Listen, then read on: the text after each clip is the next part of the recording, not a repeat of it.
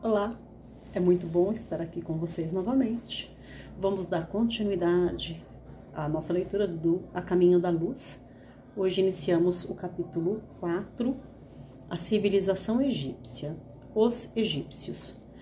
Dentre os espíritos degradados na Terra, os que constituíram a civilização egípcia foram os que mais se destacavam na prática do bem e no culto da verdade. Aliás, importa considerar que eram eles os que menos débitos possuíam perante o Tribunal da Justiça Divina. Em razão dos seus elevados patrimônios morais, guardaram no íntimo uma lembrança mais viva das experiências da sua pátria distante. Um único desejo os animava, que era trabalhar devotadamente para regressar um dia aos seus penates resplandecentes. Uma saudade torturante do céu foi a base de todas as suas organizações religiosas. Em nenhuma civilização da Terra, o culto da morte foi tão altamente desenvolvido. Em todos os corações morava a ansiedade de voltar ao orbe distante, ao qual se sentiam presos pelos mais santos afetos.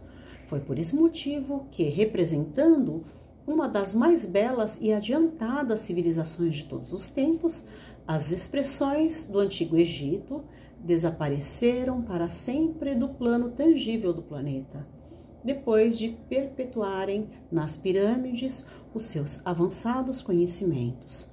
Todos os espíritos daquela região africana regressaram à pátria sideral. Olha que legal, que interessantíssimo, né, esse trecho.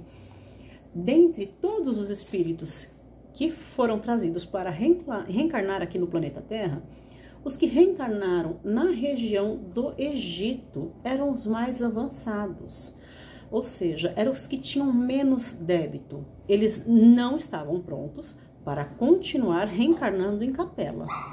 Porém, os seus débitos, dentre todos os que reencarnaram, eram assim, a equipe, a turma que reencarnou ali, era a que possuía menos débitos e que estavam mais avançados.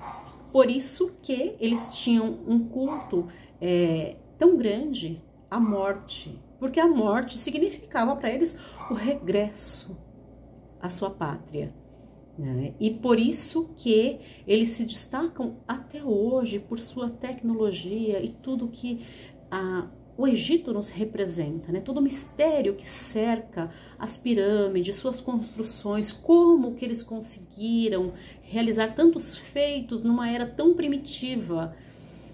E todos eles já regressaram para a capela. Como eles eram que possuíam menos débito, mas rapidamente eles entenderam e cumpriram sua missão para poder regressar à sua pátria, e assim o fizeram e assim conseguiram. Muitíssimo interessante, né? Dando continuidade aqui, a ciência secreta. Em virtude das circunstâncias mencionadas, os egípcios traziam consigo uma ciência que a evolução da época não comportava. Aqueles grandes mestres da antiguidade foram então compelidos a recolher o acervo das suas tradições e de suas lembranças no ambiente reservado dos templos, mediante os mais terríveis compromissos dos iniciados nos seus mistérios. Os conhecimentos profundos ficaram circunscritos aos círculos dos mais graduados sacerdotes da época, observando-se o máximo cuidado no problema da iniciação.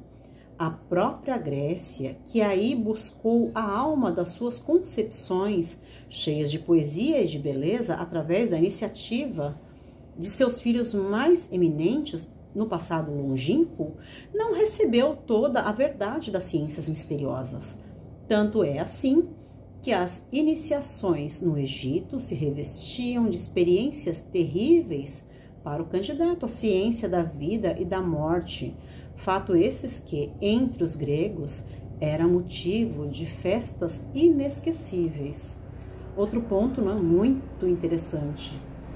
Os sábios egípcios conheciam perfeitamente a inoportunidade das grandes revelações espirituais naquela fase do progresso terrestre, chegando de um mundo de cujas lutas na oficina do aperfeiçoamento haviam guardado as mais vivas recordações. Os sacerdotes mais eminentes conheciam o roteiro que a humanidade terrestre teria que realizar. Aí residem os mistérios iniciáticos e a essencial importância que lhe era atribuída no ambiente dos sábios daquele tempo. O politeísmo simbólico. Nos círculos esotéricos, onde pontificava a palavra esclarecida dos grandes mestres de então, sabia-se da existência do Deus único e absoluto, Pai de todas as criaturas e providência de todos os seres. Mas os sacerdotes conheciam igualmente a função dos espíritos prepostos de Jesus na execução de todas as leis físicas e sociais da existência planetária em virtude das suas experiências pregressas. Desse ambiente reservado de ensinamentos ocultos, partiu então a ideia politeísta dos numerosos deuses, que seriam os senhores da terra e do céu, do homem e da natureza.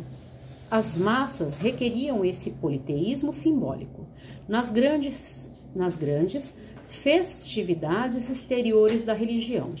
Já os sacerdotes da época conheciam essa fraqueza das almas jovens de todos os tempos, satisfazendo-as com as expressões esotéricas de suas lições sublimadas.